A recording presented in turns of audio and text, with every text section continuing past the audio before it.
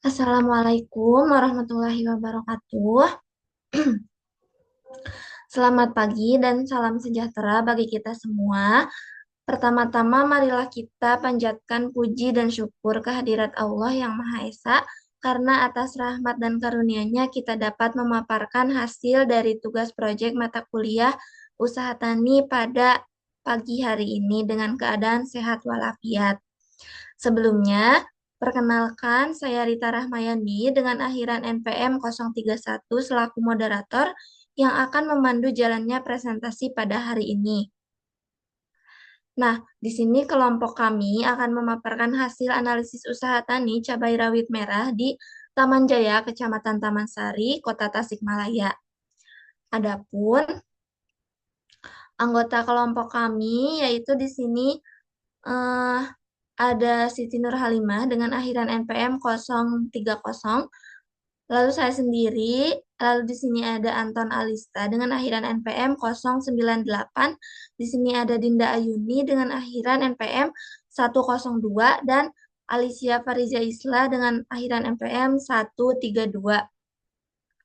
Rangkaian acara pada hari ini terdiri dari pembukaan, pemaparan hasil analisis, serta diakhiri dengan penutup. Tanpa berlama-lama, marilah kita buka acara dengan bacaan basmalah bersama-sama. Bismillahirrahmanirrahim. Untuk mengefektifkan waktu, selanjutnya yaitu pemaparan hasil analisis yang akan disampaikan oleh teman-teman saya. Kepada teman-teman, mangga dipersilakan. Baik, perkenalkan saya Alicia Berija Isla dengan ujung NPM 132. Di sini saya akan menjelaskan latar belakang dari penelitian kami. Cabai rawit merupakan salah satu komoditas hortikultura yang memiliki nilai ekonomi cukup tinggi. Tanaman ini banyak dibudidayakan oleh petani di berbagai daerah, termasuk di Desa Taman Jaya, Kecamatan Taman Sari.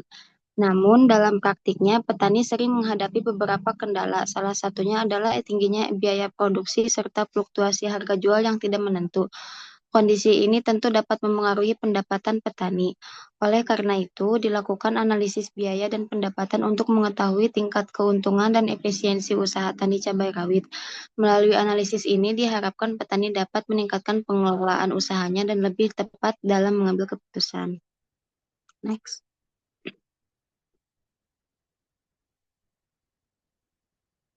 Selanjutnya, adapun tujuan dari penelitian ini yaitu yang pertama untuk menganalisis besarnya biaya tetap dan biaya variabel yang dikeluarkan dalam usaha tani cabai rawit di Desa Taman Jaya. Hal ini penting agar kita bisa mengetahui seberapa besar pengeluaran yang harus ditanggung petani. Tujuan yang kedua yaitu menghitung modal biaya, penerimaan, dan pendapatan yang diperoleh petani. Dengan cara ini, kita bisa melihat apakah usaha yang dilakukan sudah memberikan keuntungan yang layak atau belum. Tujuan yang ketiga yaitu menilai kelayakan finansial melalui perhitungan RC ratio, BC ratio, dan juga break-even point atau titik impas. Perhitungan ini membantu untuk mengetahui apakah usaha tani cabai rawit tersebut layak untuk dijalankan secara ekonomi. Dan yang terakhir, penelitian ini bertujuan untuk memberikan gambaran mengenai tingkat efisiensi usaha tani cabai rawit di Kecamatan Taman Sari, sehingga dapat menjadi bahan evaluasi bagi petani dalam meningkatkan produktivitas dan keuntungan mereka. Next.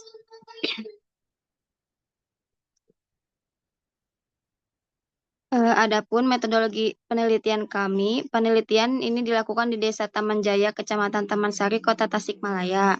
Komoditas yang diteliti adalah cabai rawit. Untuk memperoleh data, kami melakukan wawancara langsung dengan responden yaitu Bapak Iwan Sujana yang berumur 42 tahun, berpendidikan terakhir SMP, dan telah menjalankan usaha tani cabai rawit selama kurang lebih 1,5 tahun. Sekian, terima kasih.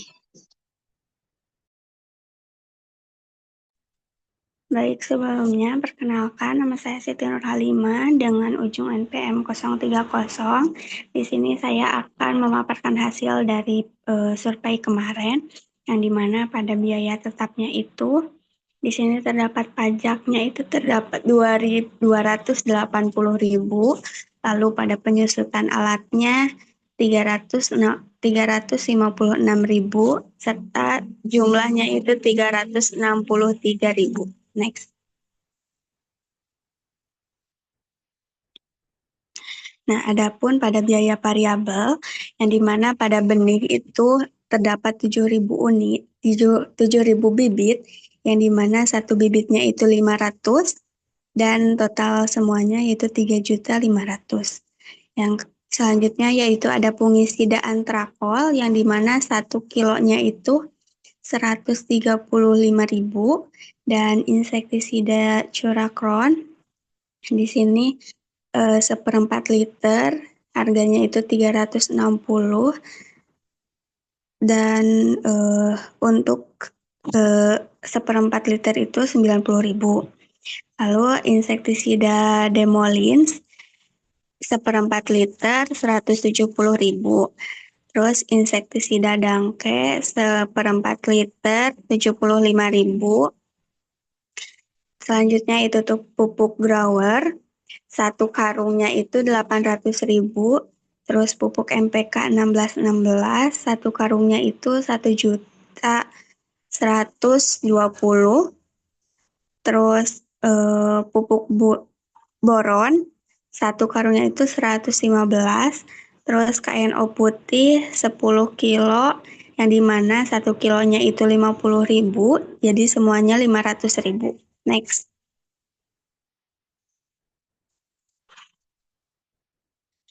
Adapun pada tenaga kerja pengolahan lahan yang dimana 42 HOK 70.000 sama dengan 2.940. Terus pada tenaga kerja penanaman 703 HOK dimana itu 70.000 per hari, terus 210. Tenaga kerja pemupukan 5 HOK 100 untuk ibu. Nah, selanjutnya yaitu tenaga kerja pemeliharaan dan penanaman 540 HOK yang dimana 54 juta. Terus tanaman bahan bakar bensin 20 liter yang dimana 1 liternya itu 10.000 dan total semuanya 200.000. Yaitu yang selanjutnya plastik, satu paknya itu 50.000. Jadi hasil jumlah keseluruhannya itu 64.405.405.000. Nah, dan total produksinya itu 30 dan total produksinya itu 3.000 kilogram, hasil jualnya 24.000 per kilo. Next. Adapun pada produksi dan biaya yang dimana biaya variabel per unitnya itu dengan rumus total biaya variabel dibagi total unit produksi 64.405.000 dibagi 3.000 kilogram yang dimana mendapatkan 21.468 kilo. Adapun pada total biayanya itu biaya tetap ditambah biaya variabel yang dimana 636.000 ditambah 64.405.000 sama dengan 65.041.000. Adapun pada total penerimaannya produksi dikali harga jual yaitu 3.000 kilogram dikali 24.000 sama dengan 72 juta. Pendapatan laba bersihnya TR dikurangi TC sama dengan 72 juta dikurangi 65.441 sama dengan 6.959.000. Next. Baik. Selanjutnya, perkenalkan saya Dinda Yuni Di sini saya akan menjelaskan tentang analisis kelayakan usaha tani. Yang pertama yaitu analisis perbandingan antara penerimaan dengan biaya, RC rasio. Rumusnya yaitu TR dibagi TC atau total penerimaan dibagi total biaya. 72 juta dibagi 65 juta 41 ribu itu hasilnya 1,082. Artinya setiap 1 rupiah biaya produksi yang dikeluarkan, maka akan diperoleh penerimaan sebesar 1,082 rupiah. Yang berarti usaha ini layak untuk dijalankan karena RC lebih dari 1. Untuk BC rasionya atau benefit cost rasionya yaitu pendapatan dibagi total biaya. 5.359.000 dibagi 65.041.000 hasilnya itu 0,082. Artinya BC rasio ini kurang dari 1. Yang berarti usaha ini tidak layak atau merugi. Eh, yang berarti manfaat yang dihasilkan lebih kecil daripada biaya yang dikeluarkan.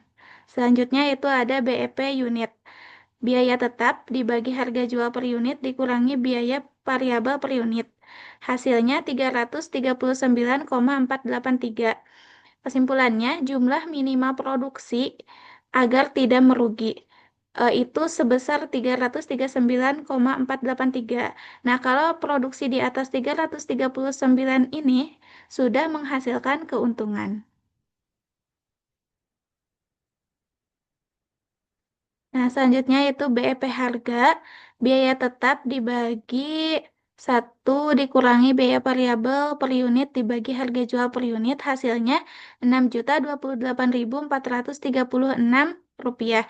Kesimpulannya, harga minimal agar biaya produksi tertutup adalah sebesar 6.028.436. Jika harga jual di atas nilai ini, maka usaha tidak merugi. Untuk rentabilitasnya yaitu laba bersih dibagi total aset dikali 100%, hasilnya 7,65%.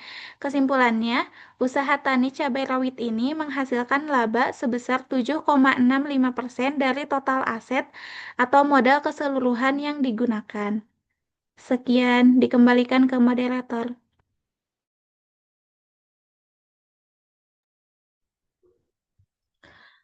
Terima kasih kepada seluruh pemateri atas pemaparannya.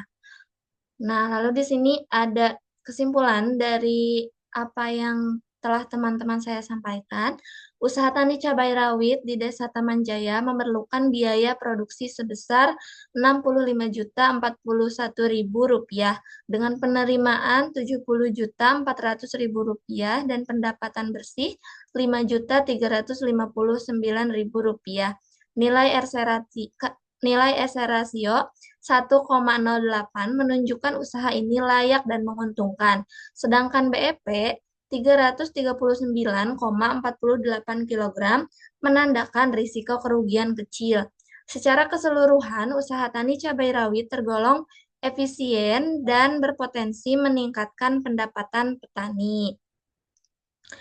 Nah, mungkin demikian presentasi dari kelompok kami mengenai hasil analisis usaha tani cabai rawit merah di Taman Jaya, Kecamatan Taman Sari, Kota Tasikmalaya. Untuk mengakhiri presentasi pada hari ini, marilah kita mengucapkan hamdalah bersama-sama. Alhamdulillahirrabbilalamin. Mohon maaf.